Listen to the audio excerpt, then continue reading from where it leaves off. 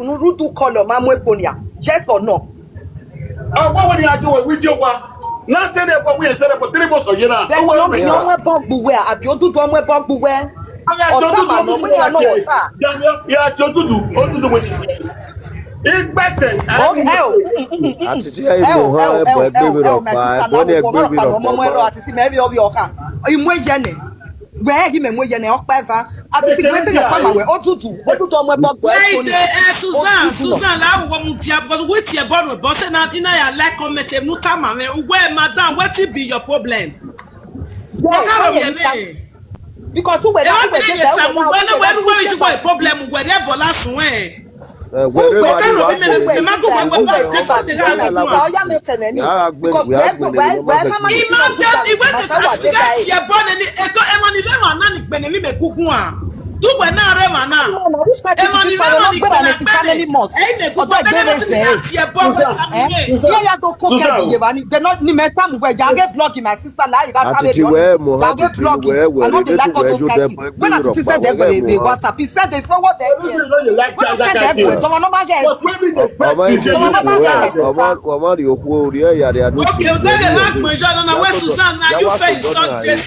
first. Your car is what be the problem? Is that insult? Mama If it's insult, a gentleman no insult in India. You can still tell me what is my problem. Is it insult? That country. I don't give a F. Anybody can like it, insult my parents. I don't care. But the man insult you, and the man insult you, insult you. No. We're not team. We're what to work with anime Susan. We're what team working, or we're what team working. Or my way no we did by me. No come here when I say about. But where that good platform, I cannot tolerate that. So, Dick Warrior when he Korea, they are going one. Why worry? 3 months he came here. He came here work when he came here. It was woman say, so he also like Diana to so much more me. Ben so many so na here afẹ ko aso e here me ri si okuta ge medu wa man enu wa e pisian mi ave fi pisian e be gbe kita yo e kita mi agbe yo ri e ma mi kita de ya de pok mu ti reze Sister Jessie de gbe ade imagine ni de Susan wo got ogi me we ki ogi me no pa kin gba how you bomb white to ni Kabaka white no say the bona 3 months or year imaya no wa gbe won ni en wi ra bona e me gije na e wo po la yin na e wo po la yin gumegun la otun la de wa de ge mi ya gbogun la o gumegun owo bi e wo ri da ogi me e wo kin e ra me atoni ogi mano irima Odudu ogibano nyokpanya atama baba oria aje ni gbe ya to loma ya to le gbe wore di baba danyo idile ma be ni wa senior ya gun anybody na tikere da de ki Nigeria ki yen Odudu oti ebo but ya ti Odudu owe yen problem o my way was going fine. We make what record on it last year. Yeah, what say my way was going. All we told Kabaka. Yeah, or what any say about Baba and say about. Yeah, Tony Kabaka. It's a God father. Every your planet here. Oh, can't come, man. The last one he here, not for your own. He get well, I go now. When I talk now, tell us no man. Sorry, la go Baba. Odudu we inyawo ba inyawo we problem wa wa gwa omomo we yekia but the want to order we pocket the baby mama muja ko okay the time Tony Kabaka tie bo no we Odudu we Tony Kabaka we ni tie bo a Javi obi no ya tie na ni era me baba idi we ni ya gwo tie bi no ya me tie di me man you are right we no ya gwo kilometer na gbo meke na ko ye you are right ngani bi ro yo pari oni ta baba me we dia ko na ma in kwa yini tama baba when eri mai Kabaka ye enyo ti ebo understand me Kabaka mabola jonati we whatever anything as far as we Odudu mabola dia ti Odudu we mo riba Odudu na mabola dan we ra opa eva we as far as Odudu ti ebo ni Odudu always seri o ma ke Kabaka we because when you do my affair understanding me u area bewe arie no ene u to yin ane u vie yo ne agbomi bege ne ya na economy abi oro mi eku fine e no lele ki no lele ki the proceeding they queen at here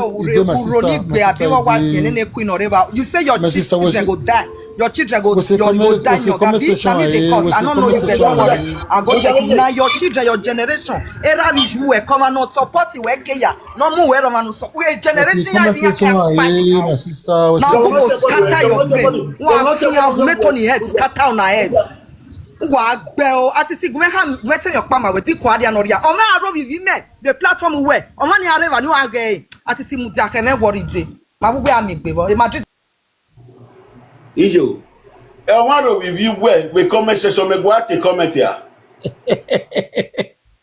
me gwa ti comment ya when we do kan me wa aro vivi ogin we ni de mo ya te mama Jessica enene queen worema Davi Wabatiti will be by way, but when they shot Betty Pikin, they call you for you. Oh, go believe where you are, queen. Yeah, it is a be, it is really a one or zig. I know what it don't only here when I block area where, yeah, it is a be or zig be. Oh, have you my friend? Oh, my wow, in Mueyaga.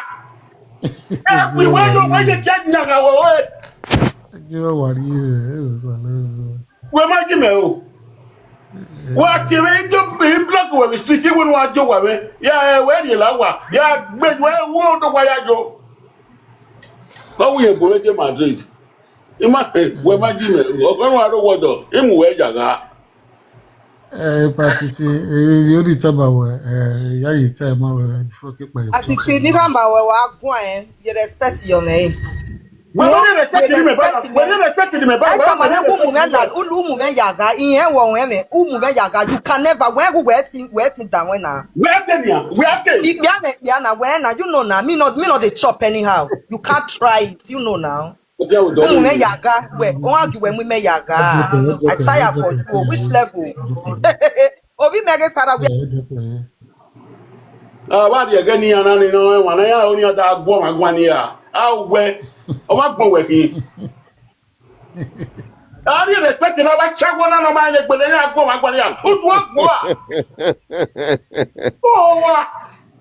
o wa wa ko no bia ni me we no me aye breach mu egbere ya me gele wa no o no me no ya ni fa lo we no le mo go na ebe mo do ba mo do ga ugbo na wa ugaga ina we hoti o wa fi hoti ne no le mi wiwa mo te bonu na governor te bonu picture mo river direct aye please me be ya na kuma ni ale mo ko dara awe drop picture o we Jessica ipete Jessica no la no e wewo o wa ro bi we comment ati ya wa onu we wa to bo eriri eze yin ai we no we me ke what do we Madrid? Ebo egbe Boko Haram ne. Where is you see? Madrid, if we na we jaga we. Igbe na o we ya ma la no da ya bi. Say yo. Ebo egbe no mu no da we be di me. O ba wa ga.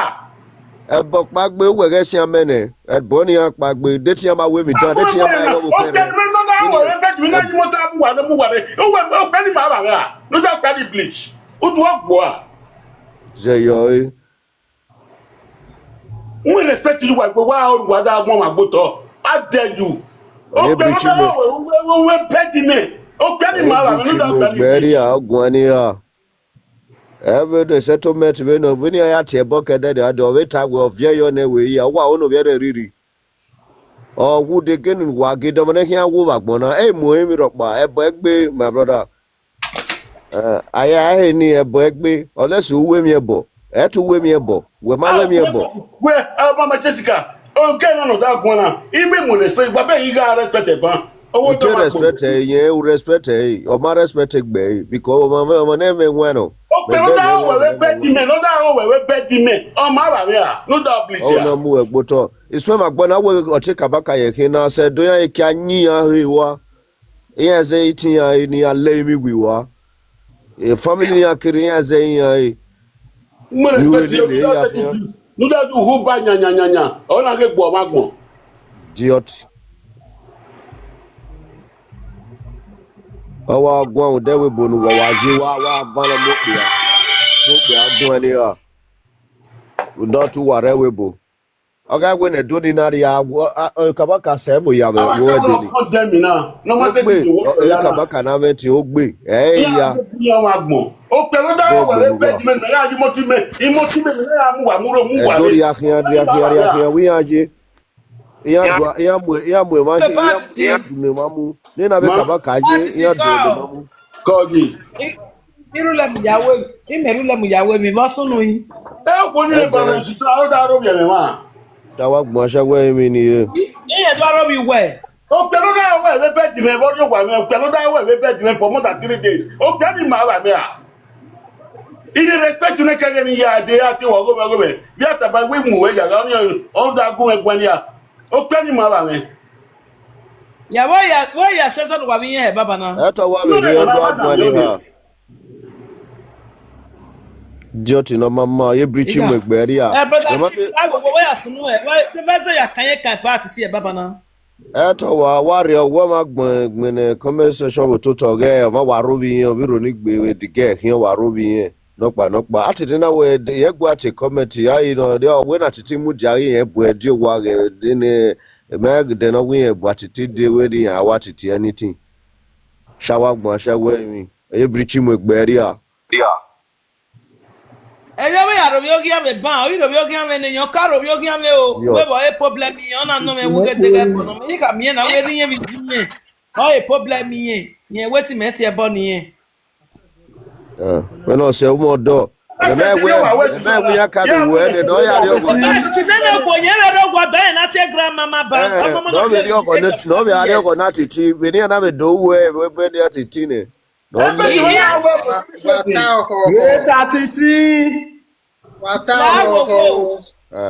no bi mule o do ba omode ya mo ade bedi we na gogo sekere aba na ka won wa sekere ai la we no rie we ni egwa gwa o mo do gwa titi no every inya batiti no ma le gun ayi chief that's la gogo so do I no yeah where ya bo egbe na wa pa lo me no wa do akwa ni no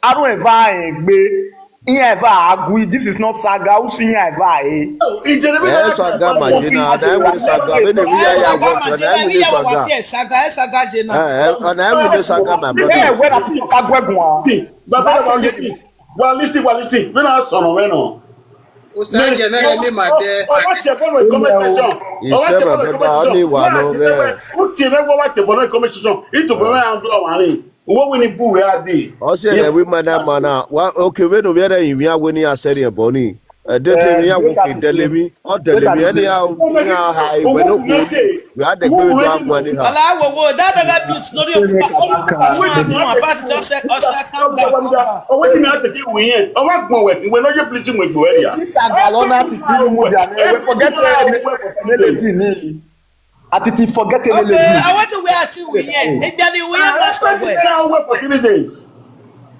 yeah it's here that titi mona me no tell you that titi mona that titi who we yen we ya ma we run so ma yeke confirm le run so ma yeke o we ya be fa gele Atiti we gbo egan bia be wo e na o you know the bleaching of we are Atiti lawo e matter now calm down you are too big we do we na we are e do we Where Ọ̀sẹ̀, bẹ́ẹ̀ ti ọ̀sẹ̀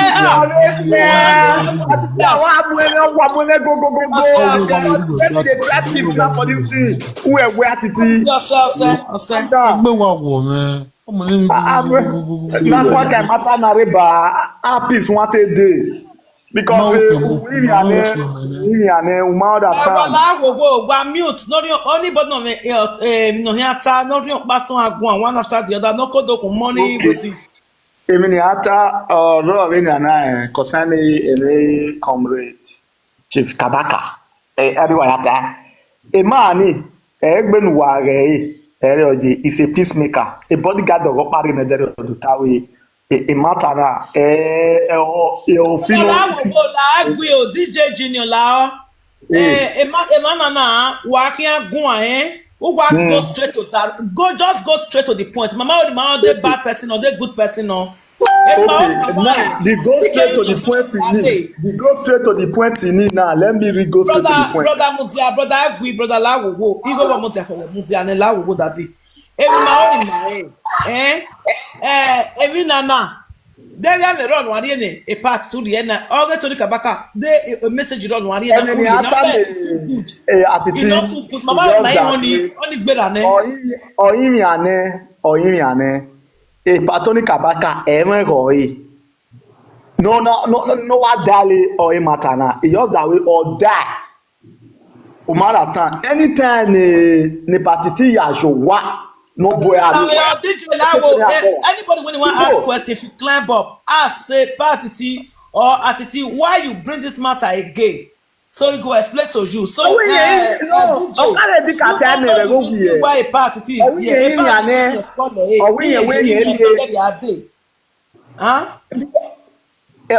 Mama Jessica Atiti wi yin mi ane ye ti agbegbe yen wa e lo ta me go bi esin no e we ya go ere mama si agbegbe wa so pa ni ga di ogwa till now ogwa ma question when ni ga di ogwa em the party side na Titi ari ogwa udu mata na Titi na ari ogwa o se na Titi ari ogwa Titi aso wa o ya mi o simple na we ta na Titi dale mata na no dale no wa mo full stop yo dame o when mata wa very me je okwo me stage in no benu no gun dame o when the matter ni je so what am Atiti na Titi adi ogwa Atiti have to make the world know where a man now my ye were o you understand we have to speak nobody be God.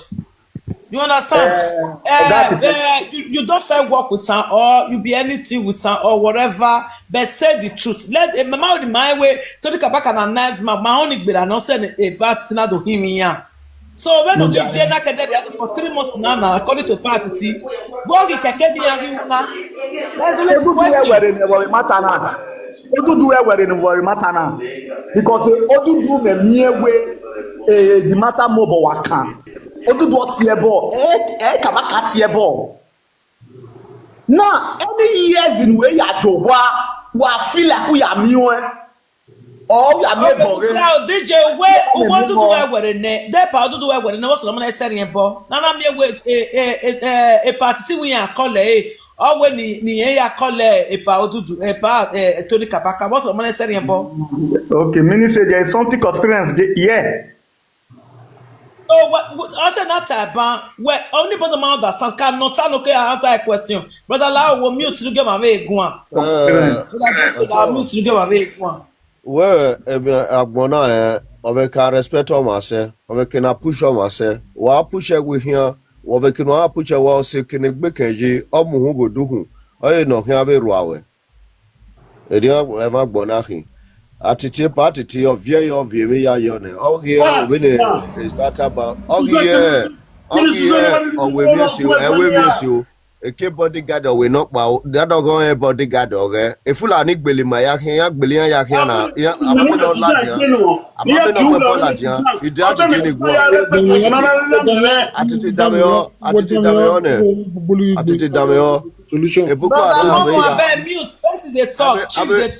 fulani belia yakia, a mamma what we on yado, a ring on your manyado, near ladia, error.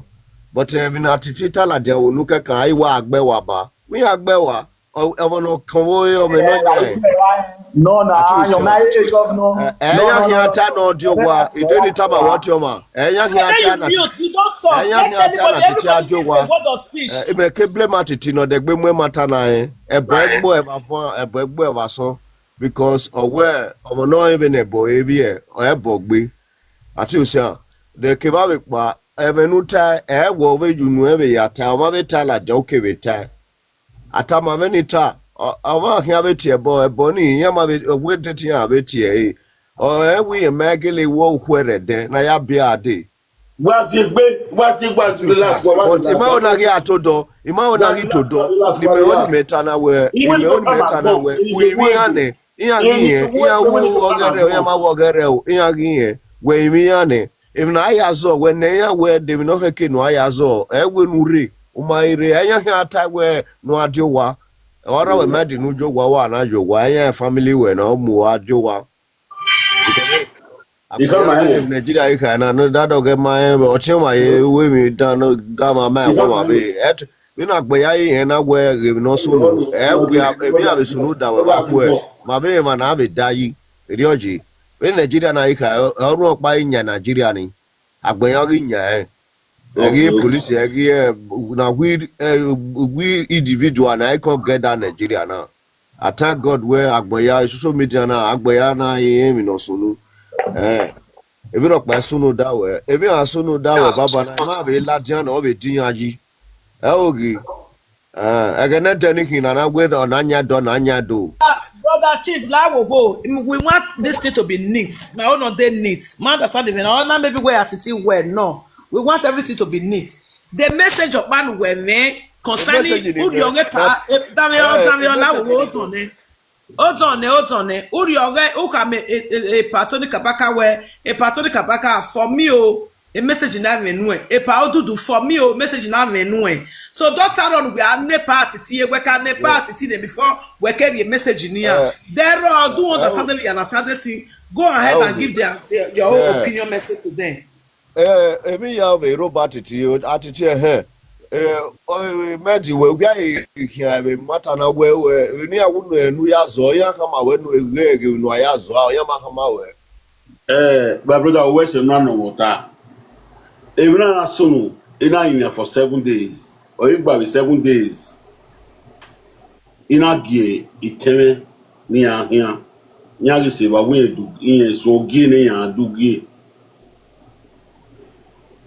ina gari owa owe ugifo osigba ni ajo ono da igba sen ego ni die efu 40,000 de imoto ibe de iya be ri ba yi ibe ri go ni wana ya fefefe ima worry ye teni because eyan game ohun even ni giyan ohun ni okini more expenses giyan ga low there so ma Odudu ina do ti Odudu ite to ni Kabaka o me the moment you line it for me the moment you line with the mo fi video wa igbafa o se me no ke America ri ogwa video wa oni video wa oni here come and when you forget when you eat your web boy no o we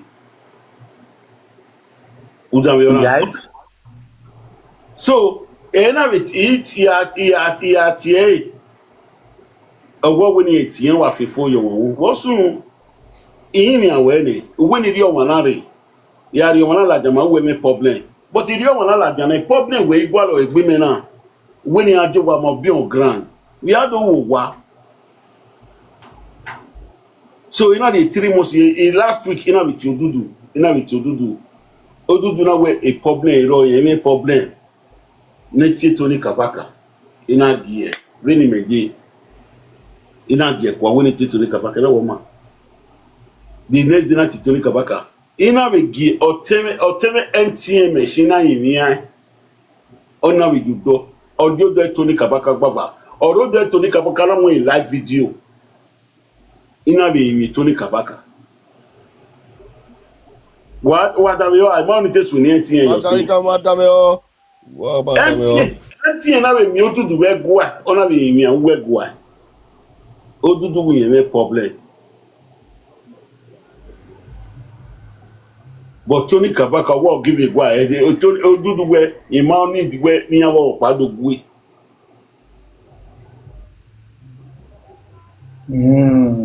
This matter is small matter. Not done a small matter before now, but they can't make up. Odudu suppose Then why you follow up? Man, you tell you what you did, their man. They don't want me your call us. May they your fuck Atiti up. Now let that one you did, their man. Man, you tell you the truth. Let's hear say the boy I said the banana. So now when they don't want now I come cry to the world. I'll take 7 days, they cry to the world now. Make the call, they make the me go Odudu go where even though we are yazo any hammer where.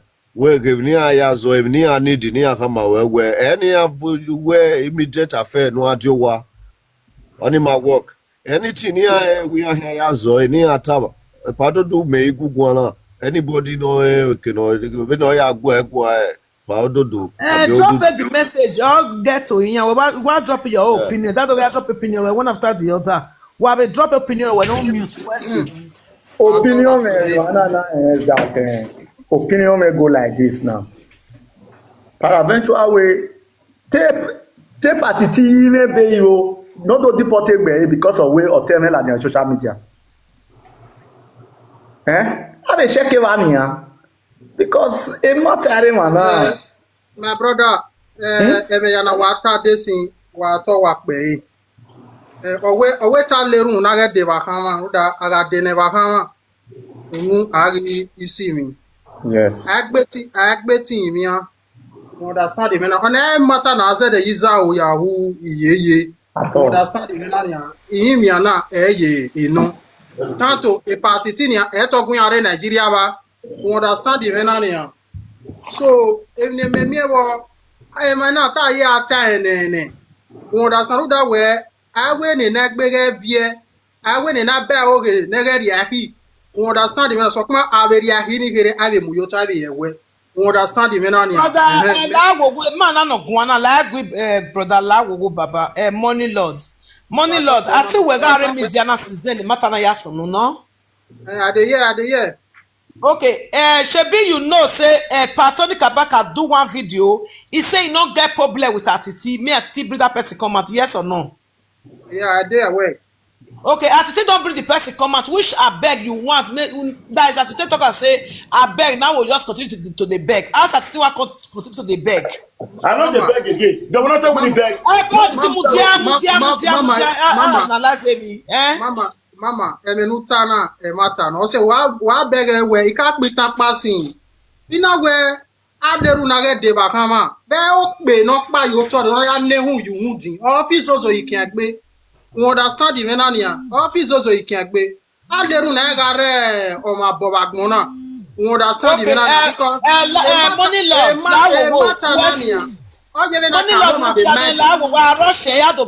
Question because me whatever me here not total no. Why we are see offend wa? You understand why we no mama no worry for no man no worry la wa money lords. Yes, uteveto salo buaru do won bia wo ko ya fefe no watch a video na. Egbem ne party titana. Unwe party so pa when he be social media na be a presenter of a katane. Reni meje mewa mo bo ma no lele different social media. Wa we mi a blogger we post. You understand the man other party tina mewa mo bo. Era no migo kaso atera no migo. Anybody know you better just calm down. Me money de me meje ha. Me man like it can not be me. If you cannot say the truth, you calm down. No need to talk. Anything no. No yes set siak but I will say what we are. Yes we are not yes set control ko ni area you wa when you do na because we are not control ko. Set go be ani wa egun period. Mama benemi ya ye fure agwa lo. Apela ke wona ye fure wa agwe. Agwa lo. Area my brother. Wakile go do ogbe fure gbeli ya. Kabaria area wa gagbele gbefo. Na ma ve de gbe kakpon sun e. But ne party ti kewe ya eyan te se ni ya muyo to agbode ore na agbode na te mata. Ote se ni ya mu mata na yo to because Yeah, wa nyado. we me ya we understand o say na kata ba we anerun na get de yemen so bo na get de ba kan we understand No the more men boy man. No more boy man. Where I see one in other way says so. Money Lord, Eba will say a point because my man like it maybe we're sorry if I may shout. I always talk, but now a voice in a high. I'm not really angry with anybody. You understand? Because I don't know the car where I may not I like Giawinare, Giario Wagino. Yario wagino You understand? I don't know you have a task. I don't know you quay la or to pay to Eka. I will do my yaki. Iten do make me now. Or when matter movement will say Abota. so if you want to talk for the matter, like the una abemena power type. Una arema na season, the matter na ya sunu when the party ya all those things.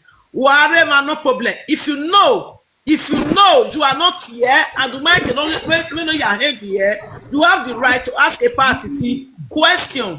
Party was no nete wa we hang up a matter nane. Then it will explain to you and it will continue to be explained. And then you will drop your opinion. Opinion in my wagwalo, not yes. Mama only ma we a patoni magbe, a patoni kabaka magbe. Jesse will shut up your mouth. If they do it to your papa, if they do it to my own mother, I go tell mama say je wa agbe wa CIA. That if my own not define, I would not tell mama be that one. I'll tell my sister say. Don't not spell it near me. Spell it near me. If they automatically about me mutia, if they do it to my sister, what I go tell my sister? I'll tell my sister say, sister, it don't happen, no happen. You will kill her. You go say no, then let her go. Leave her. As far as I say don't apologize. When they are panicking, I cannot say anything more than that. So that's my opinion. So your opinion is for you to say your opinion. Mama would not pet anything. Tony Kabaka bad, he good. We know why hear him. Is Mama, Bota, call Genogi. Era wa domo. Bota. Irida kante me yare ma. The matter na ya so no kaje ni ade, Abi ko ya ni weme atiti. Kime no gwana. Oge mama ekuisi nwa na ya pepepe. Ni ya yinya. Agbo ya yinya, awagbo modi ni digwe. Eme mi no mo awuwe odigwe ovie oya yinya what did he okay that of a party te street so we obia gije when we in Nigeria do we Nigeria ni do the street obia we street no diowa tomo so adiowa okay aketa me ese no kiazo nya we no tene o ha mu e pa wagumegun a no tene o ha mu understand awaje e mo ya wa ki obia do don't okay, do. Emi odon yen. Ana igwaje ni no mo ya afefe wa ya ki ogun. Asa boro re na wonu mu yin dokun. Don't okay do ba do. I take ba mo gini digwe Agbo mo ti ni digwe. Wo sunu ogbo ma wa. Ona obi oba ogo to na do. Aye about anybody or just say your opinion. What about your opinion?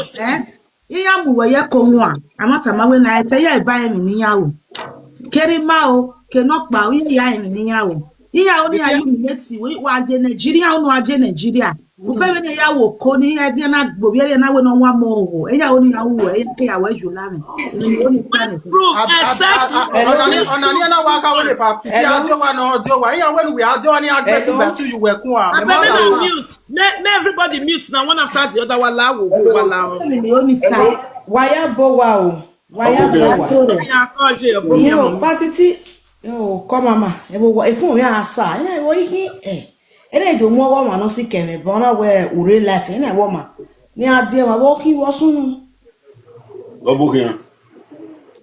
domo wo sunu Go for egbe. We. iyan domo so Matana. Oge Tony Kabaka de Odudu. Mogari matana kere oki do miewe ina do mi for 7 days ina bi go to na imia. Ina do fun agi majo. Ni ya mi Odudu ya mi Tony Kabaka.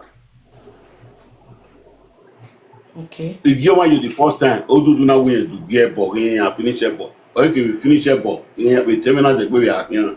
Or you finish a ball, you bar. okay Beni ya joni limit to me ya tia. Ya tia we me problem Tony Kabaka. Na bo Tony Kabaka. You want to Tony Kabaka. Me to me with Tony Kabaka. ena bi mi di mofi we beri age gbegbe obiere lusi je o ena bi mi obiere ji gbava gangan ena bi chief of mede ena bi tie obiere na bi mi ena we need to be on ground ena bi mi MTN no HM orebu me ena bi mi oni gbe gbava oni be re wala mo video call mi ati Tony Kaba ogia fun yo won ni eritinye o no wa won e last week de kene ni jona owe Tony Kabaka oge pare Odudu okay so me ba ti e no wa keke gbera na owe ni eritinye o ena wo ni eritiwe ima ti we ba ya sere bo mi ati Odudu owe ni ti we you may have the nana window so magbon. I mean, I like young winner, Gary Wagino. Since we have been with me, you have been telling what, and I win is so like the answer so magbon. One are Tony, they're gonna ya Tony. Your tile, a fool, your tile. Okay. Me wona no, ma understand. Yati me le ole re sinawe, o mo mi o pa no wa sikene kakabo. Iki me ko we na imu e ma ti me be island na be kina na ni rule Atiti talk yi say mana we no good patiti we o da be bu right if they be no ya ta na ya sunu owo go ma re so we na e bo ni marwa o je gbe nu ge bobo yen iri ya to ta me because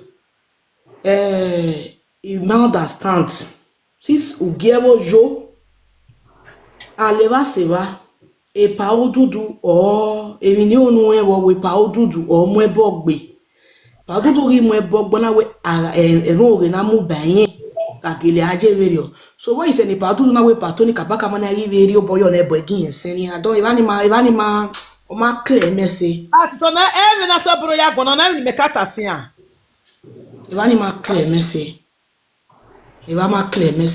but we no ri aje Atiti na ri nya gbe ba because rewu o unenia we adegbe to atalo go we na uwe ya 12 ya seboy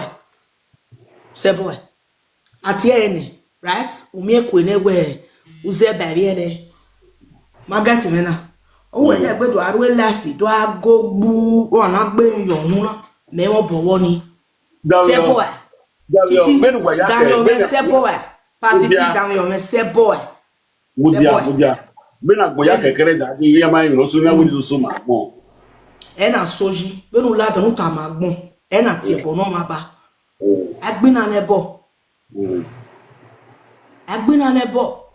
ti ebo ba na si o je me asaboro mai ata emi opa no ata we awon ro pa ele yo o se body be bele we kula dame o Atiti dame o yan we gumegun la because do get what meeting na gumere ni atama we do me no that topic ita utamu piano tamu ku ne we ni we oke mi ore nu adi o wa ni we agu egbon mo bo mo bete ni ata wo wa agbera wa ni se boy so se mama gege da we mama sisi da we unu ya ba ya oge unu we do ya sin ebo ebi eze ye bobo ave ze yo sabo wege yunya yunya serio because pa Odudu baba to pe gbinu ma le we ja ko no ma e pa Odudu o mu e bola dia ke na ya lizi o gbina dinu para na me won bowo wen tana so we e le gbe ya to lo wa e ya to lo e wege nya gbe yo e ya get me na emewe ya ti me ba Jesus ideni pose wa gun ideni wa ta why stop for now why stop Saboro Damion Atiti Damion ije mi Asaboro ina gbon ma we gbe wa yo pa wo manu wa ye fa wo manu kimi nso bomu odinu denu iri ote won no ku ya gun irijo mo ya gun ko wa ka bo so won ni ko wa ka bo re ni o bonu inu jagun mo mi jo mo era mi Atiti e mo pa ni ari be wi kiri kan ri te une Asaboro ta wi kiri te wo mo be mi nu ta ban we ati e boyo ne solo ki we ni gogo you we umiekwe we edita but e mari la wo umiekwe ne mo be we do ajo ne mi do apa oriwo rion ori do aniwe do afiwe o devil ni good make statement ni ore bu utie kabaka utiona kabaka wo ti mo wonu aji wo na po wonu aji wo no era mo Odudu don ti ebo iyan we sere ebo ni enti o maka oti ma no pe are e kabaka uwe mo mo nya ona ati ebo ye mo ore ni mo ore ni enti ebo ni ke ni sere mo ge me wa ta ma la Idele pass mutia la wo my brother wagi ma tell no je man the stand me na be je ide brother mutia because kenana edo ya pitan we kenana je gwagu na joma you understand a part ni kabaka temo pa owe atiti ami wan ri latia ye ba titi me problem you understand so that atiti mami wan ri latia pa na ba na aka wa atiti omo oge nyanya o ma na not tie atiti na the latia social media point of correction waga analyze every ya keke you understand what a part ti tie ona the me video ne e to ni kabaka o wa atiti we ma we problem if you back and wagwala obowe or man not tell me na no real latia so many measure na me na the party na titi na the man latia party the man latia you have to bring the person out because what is the problem you understand ona gele make sure you believe asa bro we gwa ona gele make sure na the man latia so oga maybe o mo oge buy waga use a language in your ma mo oge buy o mo oge buy do time party ti we gemi party na taladia so ona me request ye that the same person and then ona be other palace ba any place quote me wrong ona me request you just where Atiti ma we any problem if your body wa with you where I need that person that tells you what am I any problem with you where why give my dead way ni my asie kia you listen toto anya should not be the same let's say it's the way it is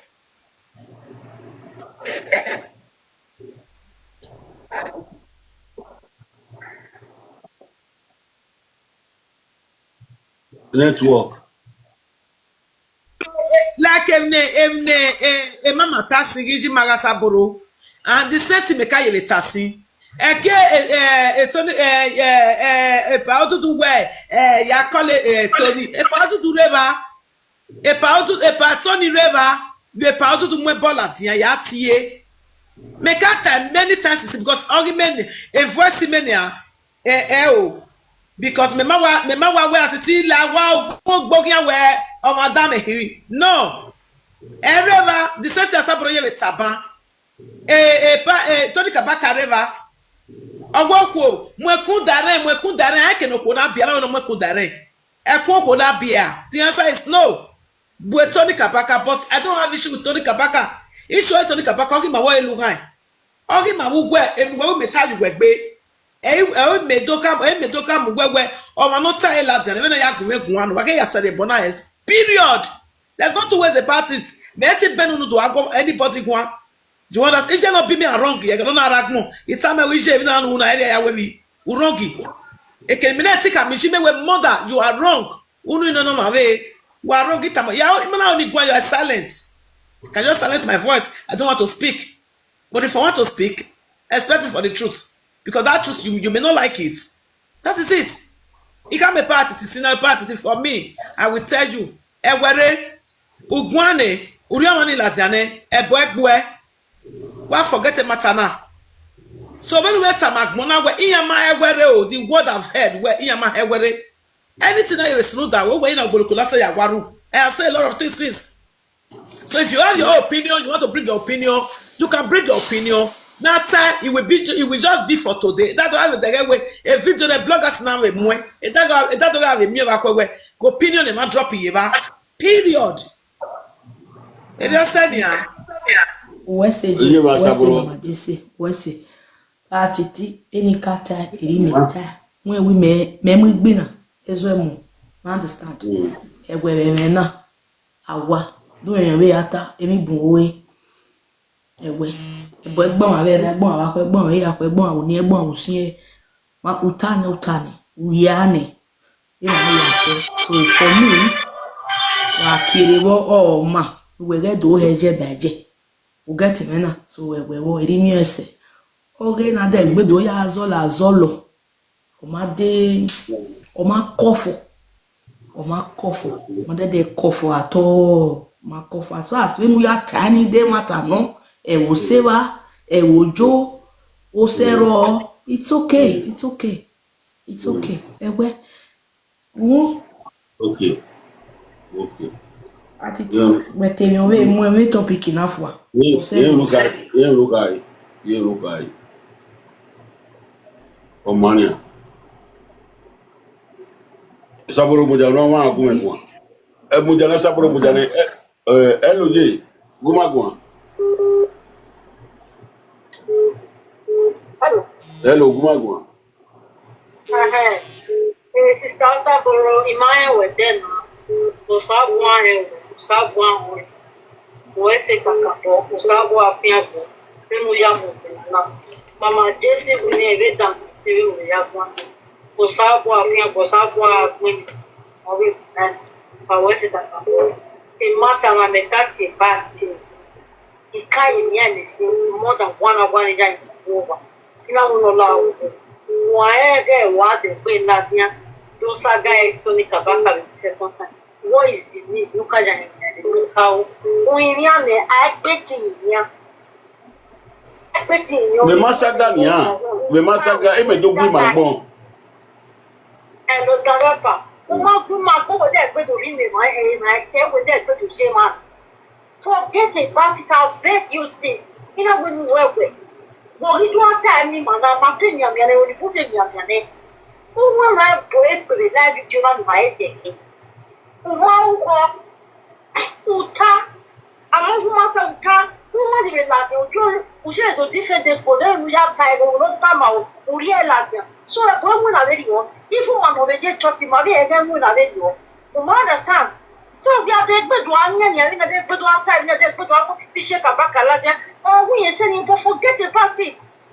Forget about it, what just have get winner. Then we are royal in the I will require a papa there, we are sitting up a kind here. Why is I can't get what there, but why can I hear?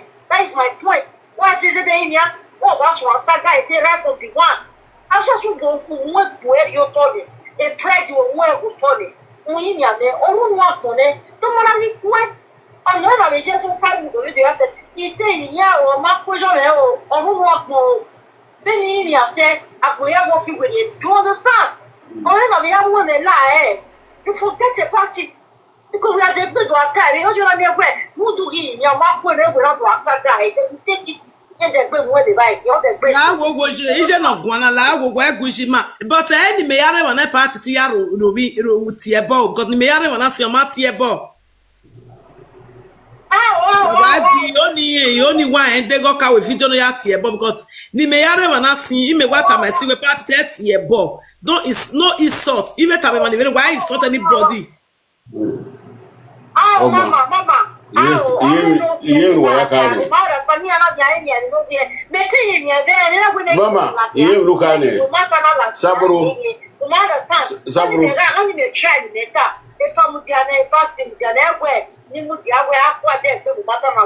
Let it die today. Okay, iye wakane. Kola la gogo you only come family because owa agari mo son Iverson. E parti ti ka we video na Robinha because me yare when say parti ti my Robinha ni me oni me. Ka we video where? I ka we video where? Oh, ka we video where? Oh, we video where? Oh, if you video ni dey where? No ki na we call you.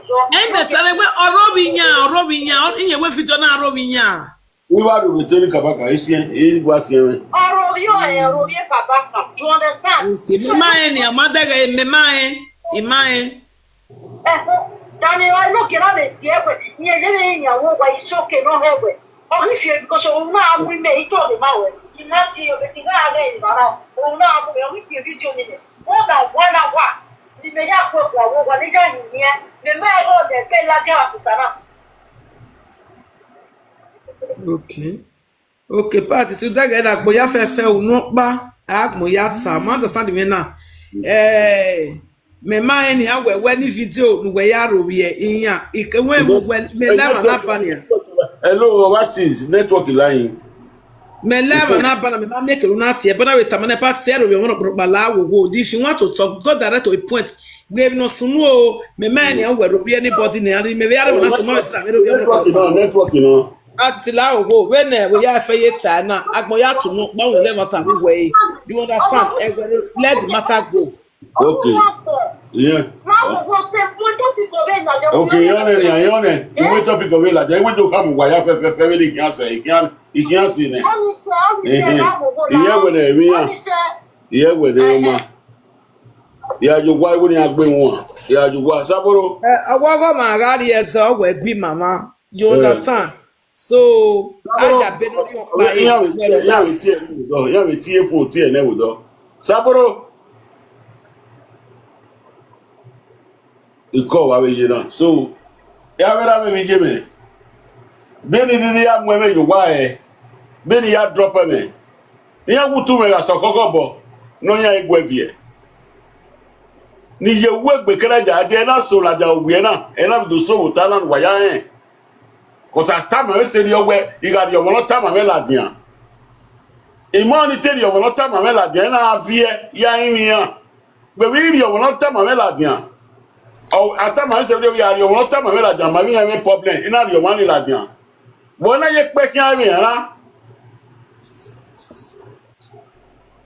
E na ta the public no we ri omo ni la dian ma mi yan me problem. Idi omo ni la dian bona ye pe kian mi yan na e.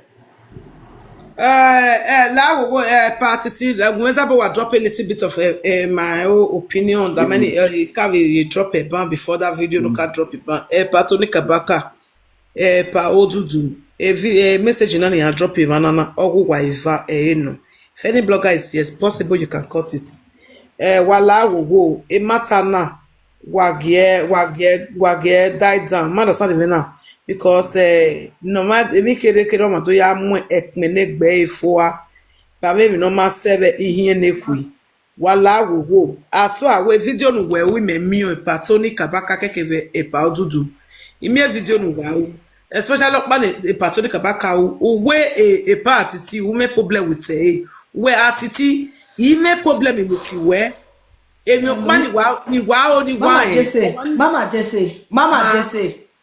Mama just la wo je gase ni ya market ni na e do we rin ten ya atan market ni na because I know that wo won afia obi oge ori ero mari erere amamu ebo level ni already so Atiti eni meyeta market ni na ogo wa and I do your mama you know what they don't do me for the social media now yesterday you were at TikTok I don't play social media for more than 9 years. You know what they don't do me? What they don't do me? They don't do it to your mama. You don't know success.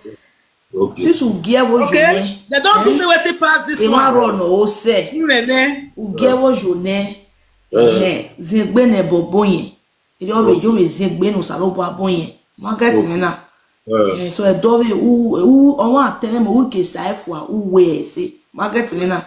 Okay. So where only say where we laughing now do afia do amoyan we do afia we amoyan we e can na pa me give one you when e bo alo me where ah emu we are we kim no awu gi aro orion where oh my ya see that the essence of all this ya video na ya gwa ya we see if you do no ro gwa your papa dey craze your mama your food generation